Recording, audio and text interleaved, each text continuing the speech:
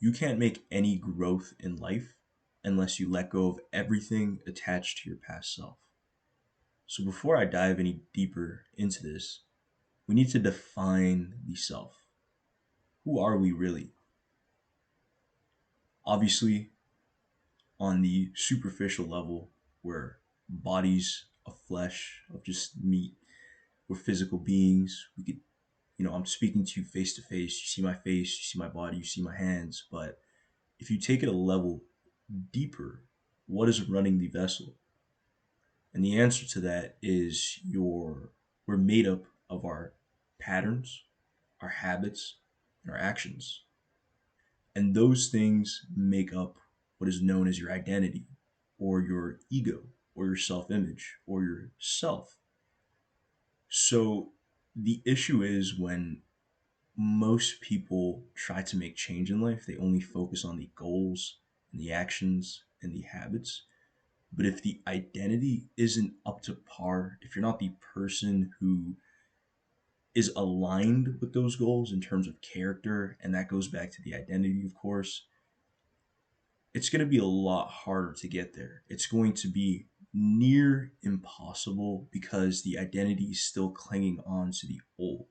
It's outdated, and your goals, your life vision requires a different version of you. And so it's painful. It's painful to cut down beliefs and habits, believe me, habits that make up your old self. And especially if you're around people who further reinforce that current identity of yourself. I'm not saying to cut down from your friends, but you need to be aware of what they believe in, how it affects you, because it does. Don't be too prideful to believe that the beliefs of others around you doesn't affect you. It does on a subconscious level. And their beliefs, their habits, and their patterns. So just reactions to things on not a surface level, on a deeper level. How does it affect you? And so if we now know that we're made up of those three things, and that's what dictates our reality, that's what dictates who we are, who we think we are.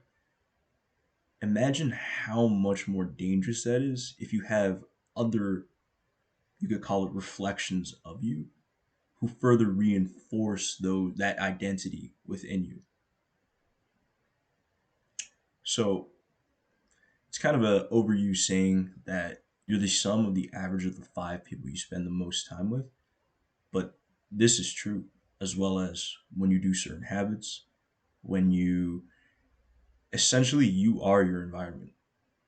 And this could either work with you or work against you. If you're in an environment that promotes an outdated self that makes it just so much harder to get to where you want to be, it's you're working against yourself.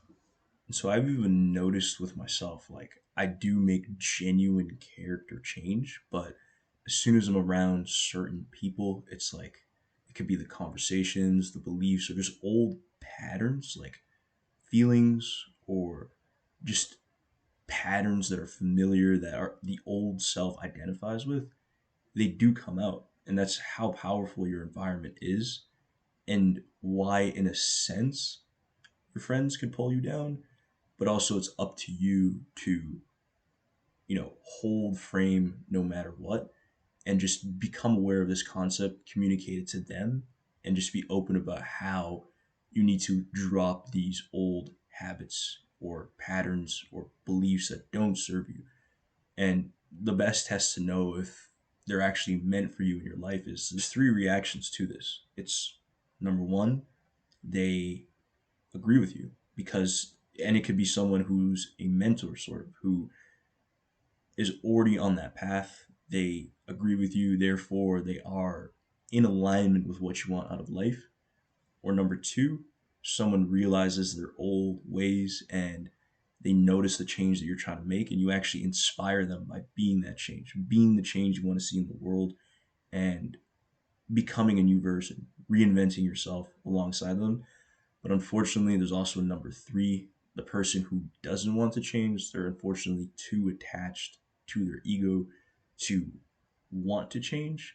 And it's just, they can't really handle the pain of becoming a new version of themselves that is required. It's not an option to change who you are in order to make real, long lasting, authentic change. So again, the only way to make real, long lasting, authentic change that actually brings meaning, fulfillment, and purpose is by cutting off everything that isn't conducive to the version of you that is in alignment with your goals and life vision. If you want to become a millionaire, ask yourself, with the current traits, with the current character, with the current beliefs, with the current thoughts, with the current habits, do you think that you're going to get there? I mean, sure, you could win the lottery, make $1 million. You could do something legal, make $1 million. But is that going to be long lasting? Do you think it's really going to be with you forever? God says, whoever gains wealth fast, and fast could also mean without a foundation, building your house on sand instead of rock, you're just going to lose it. Right. That's why you see lottery winners, and Iman Gadzhi talks a lot about this. That's why you see lottery winners who they haven't worked on the internal that must match the external. And so when they win the lottery, it doesn't matter how much money it is. Athletes back in the day too, they would just lose it because the internal simply didn't match the external. So who you are is eventually going to be like a thermostat. If you set the thermostat in the house, the temperature doesn't matter if it gets a little bit hotter, it's going to go back down to what that thermostat is set at. But also, if you're able to raise the temperature of who you are, if you dip below that, it's always going to come back up. So the bottom line is you must decrease in order for God to increase. If you really want to find meaning, find purpose, and unlock your full potential, then that's just what's required. You can't make long lasting change without cutting down beliefs, habits, and patterns that no longer serve you. And it's painful. Change is painful, and it's going to be like uncomfortable because, again, your ego is a living being. Who you think you are is based on your conditioning, and it's been reinforced over years. I'm sure most of you are my age, 18 to 25. That's 18 to 25 years of being that version of you. So you are killing your old self. You're denying the flesh and walking in the spirit. And it's just what's required.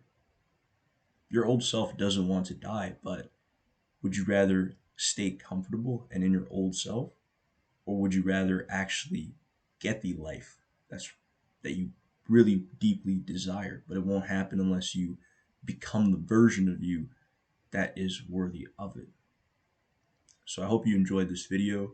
If you want to actually implement what we talked about today, then I left the link to a free 21-day challenge. Just really want to make an impact, provide as much upfront value as possible. And I do think it'll change lives, truly. So if you want to stick around for the journey, hit that sub button, and I'll see you in the next one.